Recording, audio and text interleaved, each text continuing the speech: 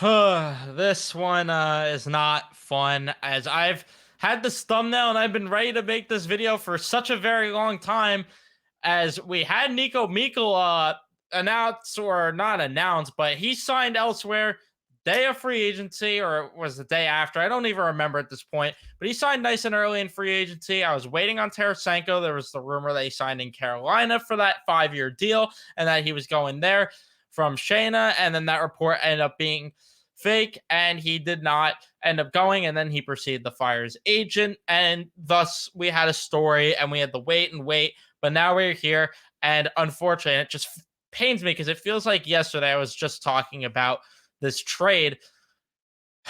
Vladimir Tarasenko and Niko Mikkola will not be New York Rangers next season, and I'm not as devastated about Mikkola, of course, as I am Tarasenko.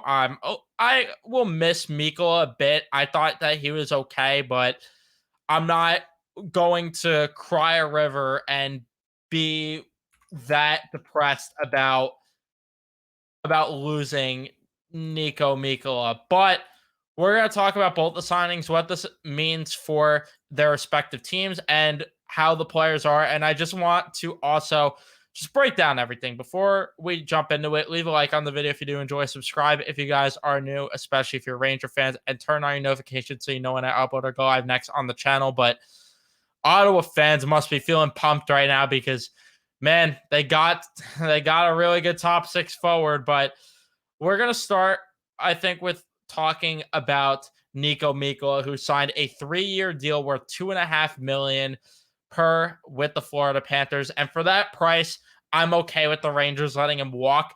I thought he did a very good job coming in, being the bottom pair defenseman, better than Ben Harper, and was definitely better than Patrick Nemeth ever was for the Rangers when he was here.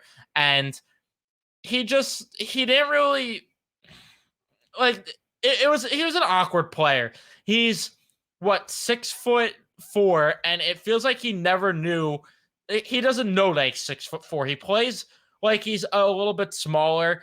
There are times where he will get a little bit physical, but not anything crazy. He had 3 points with the Rangers in 31 games, 3 points with the Blues in 50 games, for a combination in 81 games played, 6 points this past season.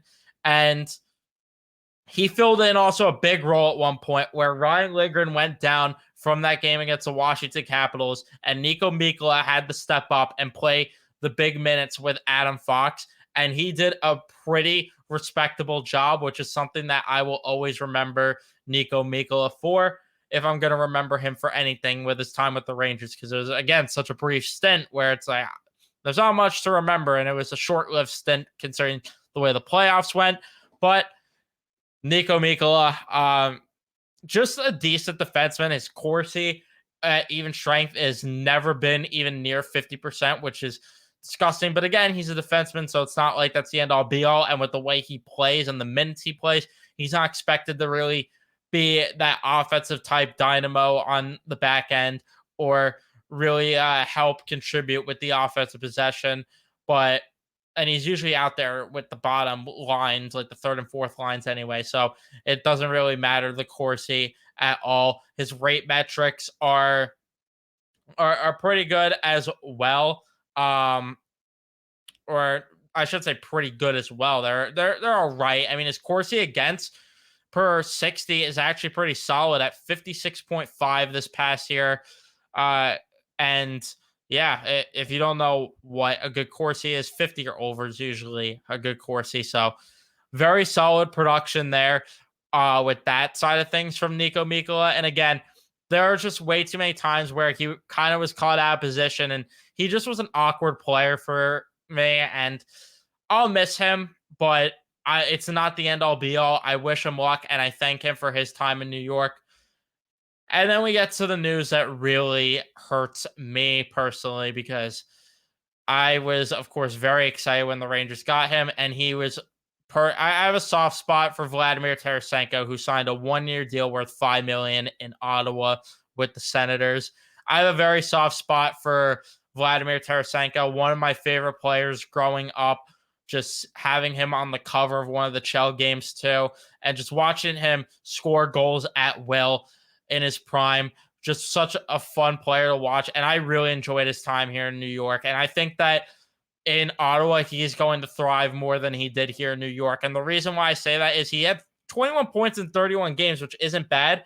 But at the same time, I feel like he was utilized so poorly here because of the line juggling that Gerard Gallant did, not having a system here. And then the power play is really the main thing. He didn't get a lot of power play minutes once Patrick Kane stepped in and took the reins from him because the unit ended up being not in any particular order or setup here, but it was Panarin, Kreider, Zibanejad, Kane, and Fox there, that power play unit once Kane came in. So Tarasenko, who had that spot where Patrick Kane was, lost it within a matter of basically months to Patrick Kane.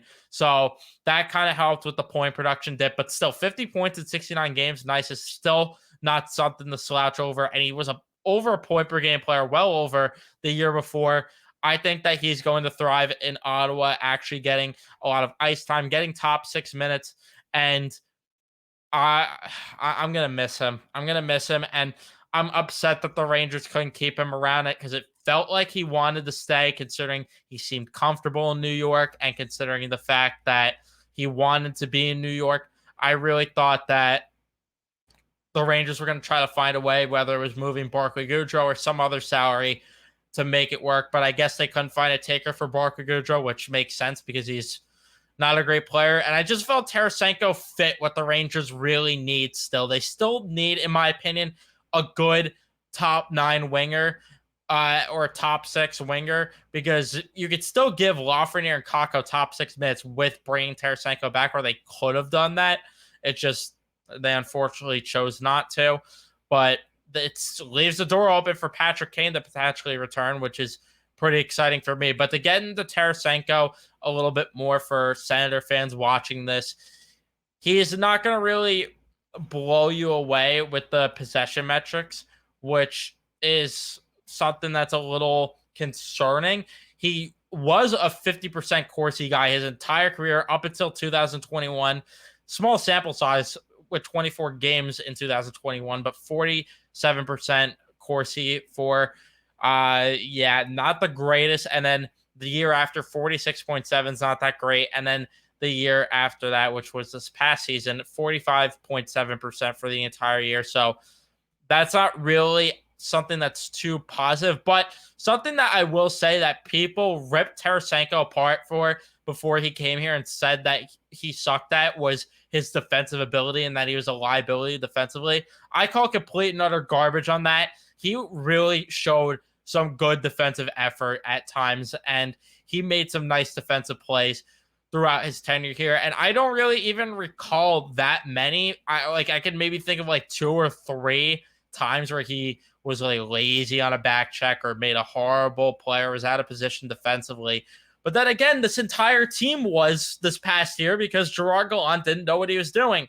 So I expect them to thrive in Ottawa. I think that Ottawa got themselves a very good player to fill in that role that Alex DeBrincat is going to leave from them. So, and then they got, of course, Dominic Kubalik in that trade in return. So they end up shaping themselves out nicely between what they got for DeBrincat and then, of course, adding Tarasenko, who I expect to have a big year. I truly believe he's going to have a 70-point year in Ottawa. And who knows, if things aren't going well in Ottawa, maybe he's back at the trade deadline yet again, and where the Rangers will have cap space and Ottawa can retain salary, because I said it with Tyler Mott. I said when Ottawa signed Tyler Mott, don't doubt him potentially coming back at the deadline. Sure enough, he was back at the deadline. So maybe the Rangers do the same with one Vladimir Tarasenko if Ottawa is not doing good by the trade deadline. But Vladimir Tarasenko, I wish you luck in Ottawa, and I thank you. It was a very short stint, but I thank you for being a New York Ranger and for wanting to be here and really embracing New York. I absolutely loved his time here. I don't care how short-lived it was. I don't care if people call me crazy and say that I'm over-loving him and fanboying over a guy that was someone that I looked up to as a child. I love Vladimir Tarasenko, and I I enjoyed watching him play here. Being at the Garden, watching him score his first goal on his second shift, just electric stuff. And watch him score the one-handed tuck too against Cam Talbot, funny enough, and the Ottawa Senators. Just another electric moment. And yeah, I'm going to miss. I'm going to miss Tarasenko, but let me know your thoughts in the comment section down below. Whether you're a Sens fan, a Panthers fan, or you're a Rangers fan, let me know how you're feeling in the comment section down below. Would love to hear from all of you guys. Don't forget to leave a like if you enjoyed the video. Subscribe if you guys are new, especially if you're Ranger fans. Turn on your notifications so you know when I upload or go live next. And I will see you in the next one. Let's go Rangers.